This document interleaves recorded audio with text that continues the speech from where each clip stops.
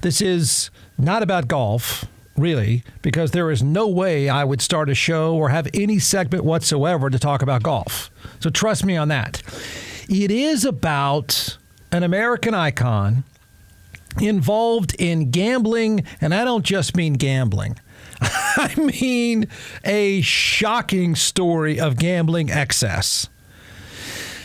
And so the backdrop to all this is, well, there's a few ways you can go with this. One would be, wow, let me think about how we're going to react to a famous American athlete, even if you don't think golfers are athletes, but a famous American athlete involved in big-time gambling. And historically, the reaction is negative. Historically, the reaction is, you're out, you're done, I'm writing you off kind of thing. I guess some of the context would be to compare this story to the gambling stories of Michael Jordan. Now, I maintain that for a number of reasons, it would be hard. Look, Michael Jordan would still be the greatest player today. Okay, he is in my opinion, the greatest American athlete in team sports that we've ever known, the most dominant in team sports that we've ever known. I'm not even sure that's up for debate. So you know that. But what you probably tend to forget, certainly since the movie came out about Nike and all that stuff, we tend to forget what a dark side that he really had to his life. And some of the books and stories that came out about his gambling issues, his anger issues, he was not a very likable character, but he was marketed in such a brilliant way, such a great smile, such a ridiculous talent. He was micromanaged to the point that he was a pop culture star. I don't know that we would feel the same way about Michael Jordan today in a social media world where you really can't hide. That's what makes LeBron James pretty remarkable. It's tough to hide now. It's impossible. So, Jordan, I don't believe for a single second Michael Jordan left basketball to go play baseball because he loved baseball. I believe basketball said, buddy, the gambling is a problem. The stories are ugly. In fact, his dad was eventually murdered. So I don't think he left basketball just because he needed a break. I think basketball said, you got to get out of here. If that story happened today, I don't know. I don't know if they would not kick Michael Jordan out, but you would view him differently. I say that as, how are you going to react to a famous golfer? I think the reactions are completely different. I think it is completely different. I think on its surface, it's completely different than a team sport. And I think the fact that he's a white, middle-aged guy who's rich means that you're not going to hate him as much. I'm sorry, I think that. I think this is a 25-year-old black guy we're talking about. I think the reaction is completely different. But I also think that it's an individual sport, and I'm not sure you care. There's that part. There's the sort of how people react to him and his story. And I don't think much. And then the other part would be, wow, what an addict. Oh, my gosh. I don't know how this guy had time for anything but gambling. The amount he has been betting, is remarkable. The number of bets per day is just hard to comprehend. The story is about Phil Mickelson. Phil Mickelson, this story about his gambling issues have been following him for some time. Not only that, partly because it's golf, he's been able to hide. People have gone to jail around him for insider trading. Somehow, some way, Phil Mickelson did not. He has found a way to sort of skate by in popular culture as an athlete and be an aw-shucks likable guy. Almost an aw-shucks likable guy who's a family guy. Well, it's not that. Apparently, it's not that at all. So I'm really curious about the personality. I'm really curious about how people react to a middle-aged golfer and how you react to the amount that he was betting. So I think a lot of us knew this was coming. I mean, he's a 50-something-year-old guy who's been a successful golfer, and if you followed his career at all, these stories have been out there for some time. The fact that he's a gambling addict is not that surprising. Billy Walters is a professional gambler, and he's come out with a book. This reminds me a little bit of the Jordan time when guys were coming out with books and saying things that were probably true about Michael Jordan, and we just didn't want to believe it. And he was marketed in such a way that we didn't believe it. And basketball didn't even care.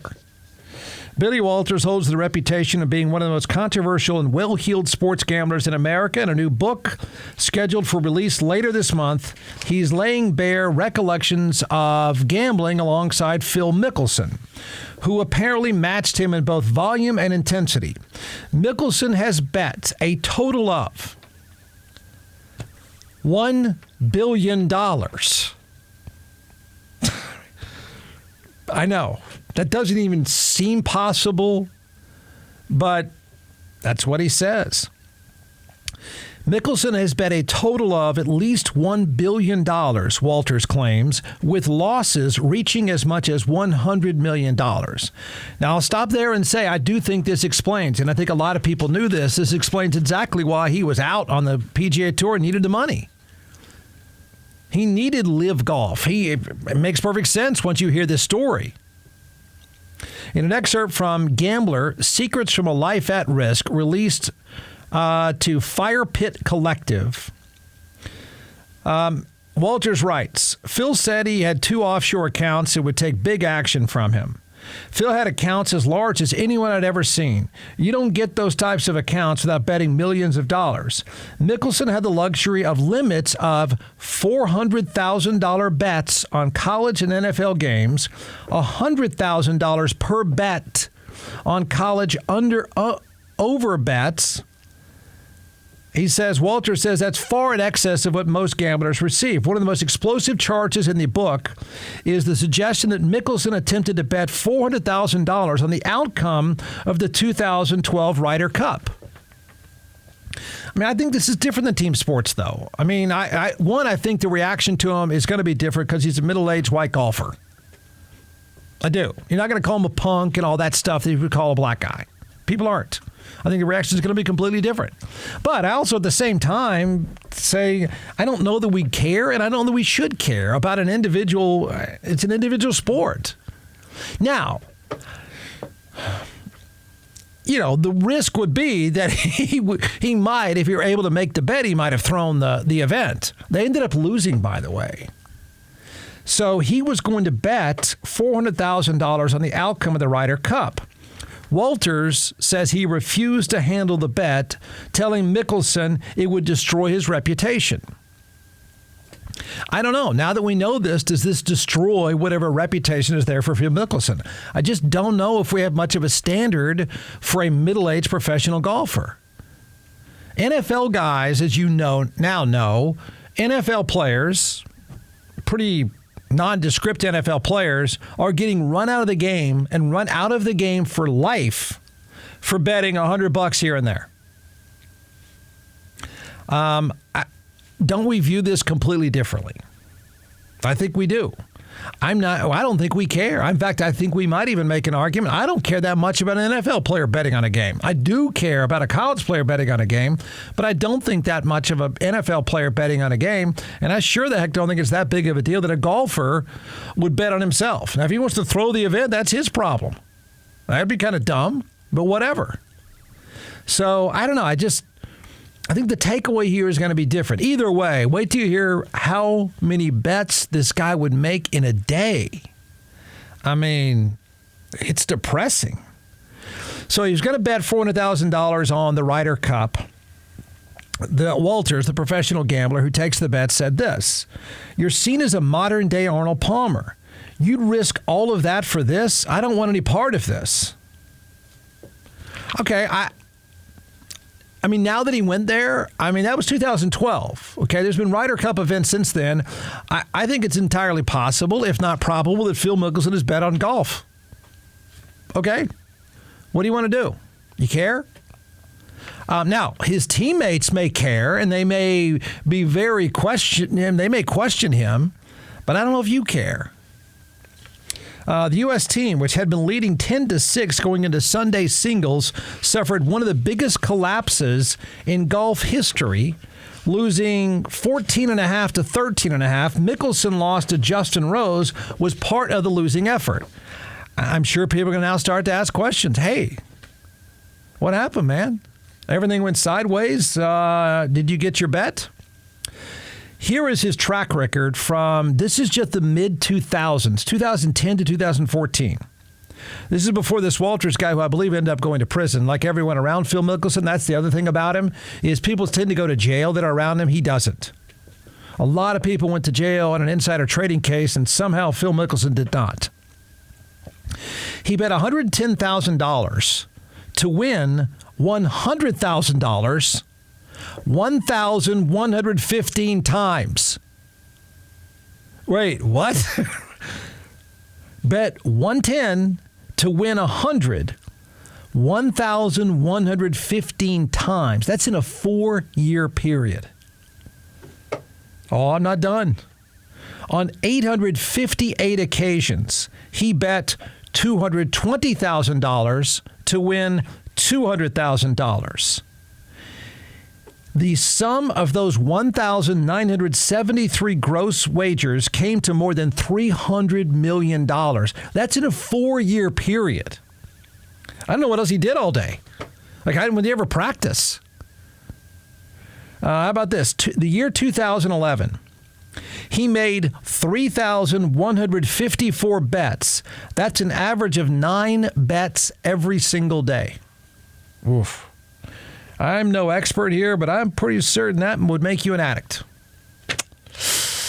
That would make you a over-the-top addict. And it's again, we've heard a lot of stuff, but that's disgusting. That's sad. On one day in 2011, he made 43 bets on Major League Baseball games. Oof. On one day. Who bets? Like, I don't even know if I've ever made a bet on one baseball game. He did 43 bets in one day. He lost $144,000 that day. He made 7,065 wagers on football, basketball, and baseball. That's in a 4-year period that this guy who's writing the book was working with him. Now, I mean, I don't know. Mickelson may come out and say it's a lie. I don't think it's a lie at all. I mean, I think the fact that this guy has this kind of detail and the guy takes the bets. And I think the bigger takeaway is, like, what risk is there to, one, Phil Mickelson's reputation, except for the fact that, maybe privately he got help. I don't know. Maybe he has to come out tomorrow and say, hey, look, it was a problem. I'm okay now, though. And then I wonder if, how deep does everyone in the media world, the sports world, want to dig to see what exactly he may or may not have done in a golf tournament? And then, if we just keep working our way through it, I don't know that people are going to care if he, in fact, lost on purpose. I really don't. I mean, if he bet on himself to win, I really don't think we care. But he's not Michael Jordan because there's no other Michael Jordan. Okay, so it's hard to put him in the same category. But he is for a lot of us, he was a superstar during our time.